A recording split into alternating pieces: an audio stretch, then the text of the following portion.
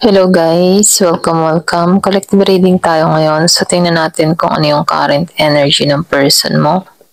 Para to sa mga no contact situation na nakikibalita sa mga person nila. Be open-minded po, hindi po halos lahat makaresonate.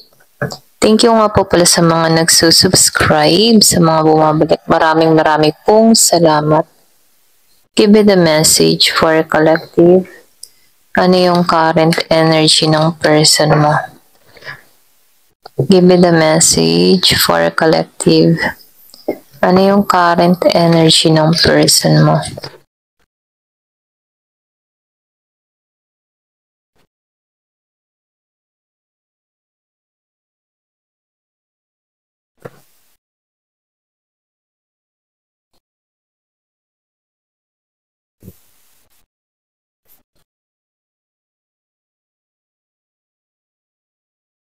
Itong tao mo, wala tong boses. Ay, minsan walang boss, no? Wala siyang lakas na makipag-usap sa'yo. Wala siyang lakas na humarap sa'yo. Yung iba sa inyo takot to sa'yo, naduduwag sa sitwasyon pagdating sa'yo.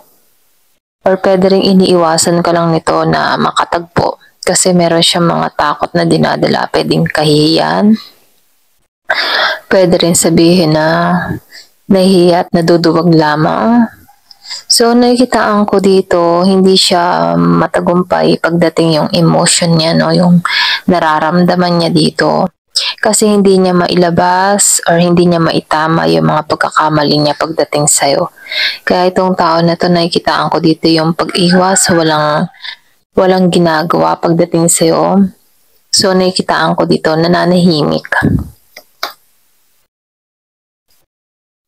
Meron akong nakikitang Gemini, Aquarius, and Libra. Meron din akong nakikitang Virgo, Capricorn, and Taurus. So, lumalabas lahat. Ano naka-reverse? Lumabas ang 10 of Swords upright. So, ito lang yung lumabas dito. Kung madalas mo makita ang 10-10-10, nahihirapan to sa sitwasyon. Ito lang yung nakikita ko dito.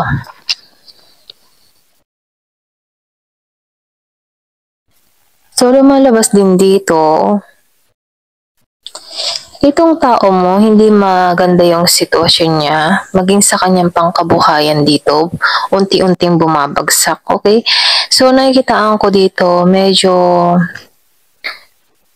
yung tipo na medyo nawawala or pwede rin sabihin, nag-uumpisa na yung kanya ditong paghihirap, ano? Kasi lumabas dito yung 10 of Swords, nakikita ko dito nahihirapan, hindi makatulog, balisa palagi, marami siyang alalahanin, maraming problemang kinakaharap, sinusubok. So, nakikitaan ko rin dito, yung mga plano niya dito ay hindi nagtatagumpay. Kung meron itong mga sinisimulang proyekto or pwede rin sabihin pagkakakitaan, hindi siya nagtatagumpay. So, nakikitaan ko dito na unti-unting bumabagsak yung kanyang mga gawa. Nakikitaan ko rin dito yung pag-uugali ng tao mo, no? Siya yung tipo ng tao na hindi nagsiseryoso. So, nakikitaan ko dito yung pa-easy energy. Confident siya sa kanyang ginagawa, kaya pa-easy siya.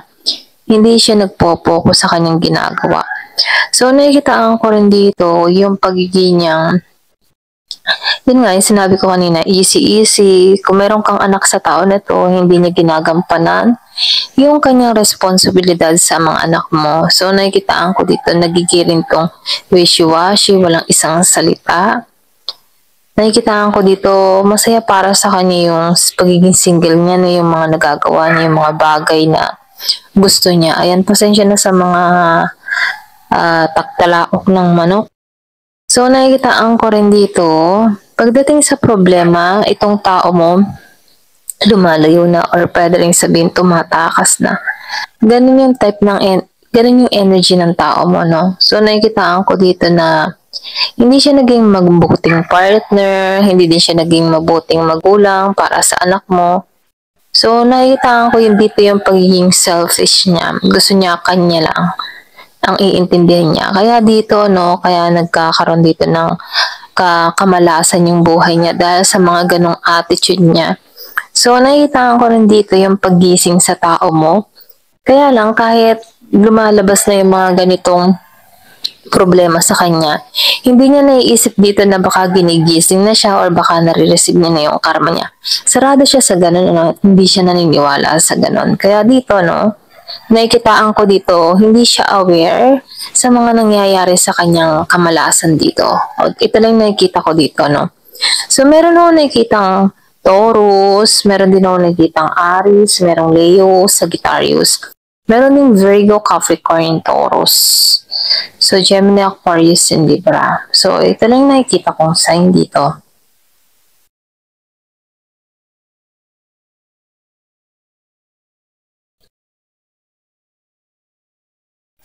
So, nakikitaan ko dito, no, yung iba sa inyo nagiging kang mapalad. Meron ka mga ginawa, meron ka mga tinrabaho na kung saan dun ka nagtuon para sa sarili mo. So, nakikitaan ko rin dito, sa umpisa, medyo natakot ka umpisahan to or pwede rin sabihin na so sa umpisa, no, nakikitaan ko dito natakot ka din magsimula or hindi mo alam kung paano magsisimula, kung paano pa ang gagawin dito. Pero nakikitaan ko rin dito na meron ka mga ginawang hakbang kung bakit nagiging kang matagumpay sa panahon ngayon, okay?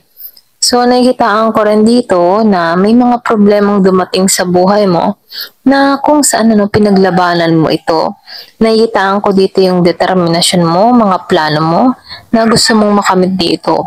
Yung iba sa inyo unting-unti nagkaroon ng transformation tong buhay mo. Ito lang nakikita ko dito, no? Meron kang mga tinrabaho. So, nakikitaan ko dito, yung iba sa inyo merong magandang balita na dumating, na kung saan unti-unti mo nang nare-receive tong mga biyaya. So, nakikitaan ko rin dito, yung iba sa inyo, mas pinapalad ka sa panahon ngayon. Ginagabayan ka dito, no? Para makamit tong blessing na to. Meron akong nakikitang Year of the Rabbit. So, nakikita ko dito unexpected. Hindi mo to inasahan na meron biglaang nangyari o pagbabago sa buhay mo.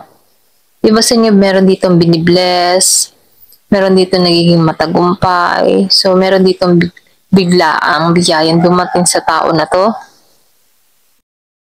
na kung saan ano, hindi na siya nahihirapan pagdating sa kanyang kapirahan. So, nakikitaan ko dito, may nakakaraos na sa sitwasyon. Yung iba sa inyo nakaraos ka, nakakaipon ka, or nakakapag-save ka na ng paunti-unti na before hindi mo magawa.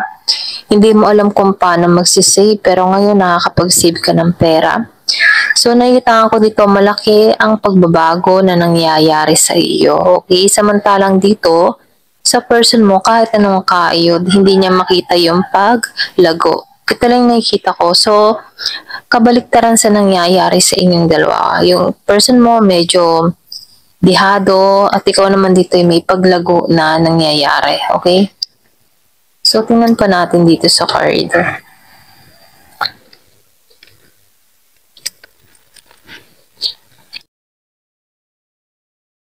Give me the message.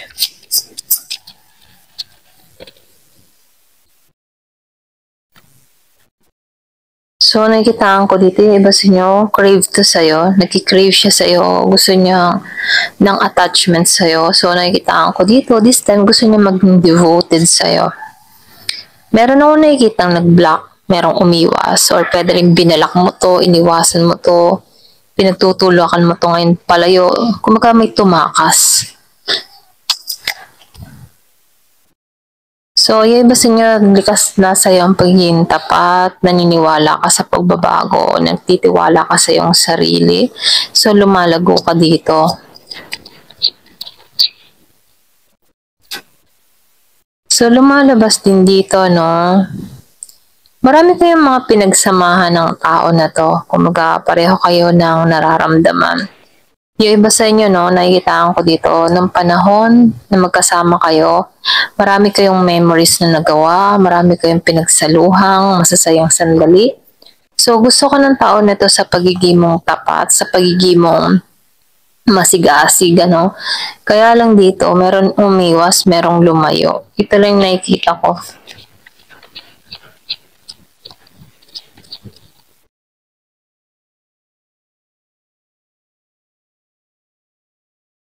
So, nakikitaan ko dito, yung iba sa inyo, nagkakaroon na ng pangunawa sa sitwasyon. sa sitwasyon nililinis mo yung iyong kaisipan. So nakikitaan ko dito nakatuon sa masayang experience, masayang sandali. So dun ka nakatuon. So nakikitaan ko rin dito, yung bang tipong nakita niya yung halaga niya. Okay, meron ditong tao na nakakita ng halaga niya. Yung bang tipo na buti pa nga naging single ako at least merong magandang nangyayari sa akin. Kaya pala naging single ako dahil meron palang biyayang parating sa akin. Yung mga ganun, so nakikitaan ko dito, mas nagkaroon ka ng malawak na pangunawa sa sitwasyon na kinakaharap mo.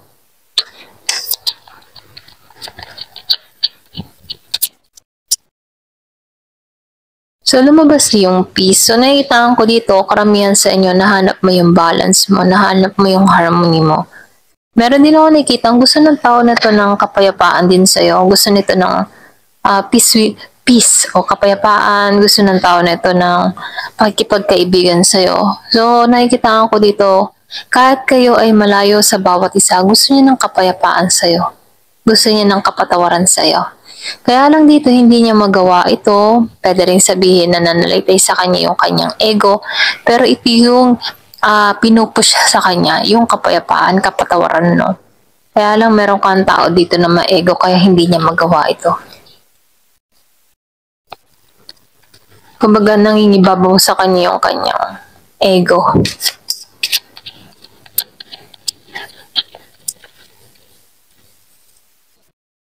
Clarity. So nakikitaan ko dito, yung iba sa inyo nakita mo yung katotohanan, nakita mo ng malinaw yung intention niya sa'yo. So nakikitaan ko dito, nagiging lang tapat sa sarili mo. Gusto mo yung katapatan dito at nagiging ng malinaw para sa ang lahat, okay? Yung iba sa inyo, nagkakaroon ng clarity, nahanap mo na yung kapayapaan mo, alam mo na yung gusto mo mangyari sa buhay mo. So, nakikitaan ko rin dito, yung bang energy na nagsishare kayo sa bawat isa, no? Yung iba sa inyo na-drain ka din dahil sa mga pagsubok na kinaharap mo sa tao na to. So, nakikitaan ko dito, mahabang panahon din kayo nagsama ng tao na to na kung saan kahit may mga pagsubok, dumating din na nadidrain ka or napagod ka na, ganon. So, nakikitaan ko dito, yung iba sa inyo, marami kang naranasan na pagsubok mula nung magkasama kayo ng tao na to. Kaya dito, yung iba sa inyo, walang imikan na nangyayari sa inyong dalawa. Kumaga, may malaking kang wall na nilagay sa pag-itan yung dalawa. So, nakikitaan ko dito yung frozen, para kayong, nanigas, okay? Walang imikan, walang ibuan, walang pakialaman, mga ganun, So, nakikitaan ko dito yung connection ay nag-frozen, nanigas. So, nakikitaan ko rin dito, medyo delay, pero meron ako nakikitang pagbabago na nangyayari sa tao mo. Medyo delay nga lamang, So, nakikitaan ko din dito na yung iba sa inyo, mas pinagtuunan mo lang yung sarili mong paglago dito, Kasi nakaranas ka dito na hindi ka, yung matipong itong tao mo ay hindi naging tapat, hindi naging totoo sa'yo. Masyado tong maraming tricks na ginawa sa'yo. Na kung saan, kaya yung iba sa inyo, no word. Wala kang imik, wala kang salita na ginagawa sa tao na ito. Kasi mas gusto mo yung pagbabago. Kahit mabagal, basta may pagbabago. So, nakikitaan ko dito, maraming kalokohan dito yung ginawa tong tao mo. Yung iba sa inyo nagiging tapat, pero ang sinukli sa'yo ay pagiging sinungaling ng tao na to, Yung nagiging tapat sa kanya, siya na may sinungaling sa'yo. So, nakikitaan ko dito, hindi balance, hindi tugma yung energy nyo. Kaya yung iba sa inyo, kaya kayo pinaglayo dito, or pwede rin nagkaroon ka ng pangunawa dito, na hindi talaga siya para sa'yo, okay? Ganon, ito lang yung nakikita ko. Ayan, hanggang dito na lamang po. Thank you for watching. Love and peace.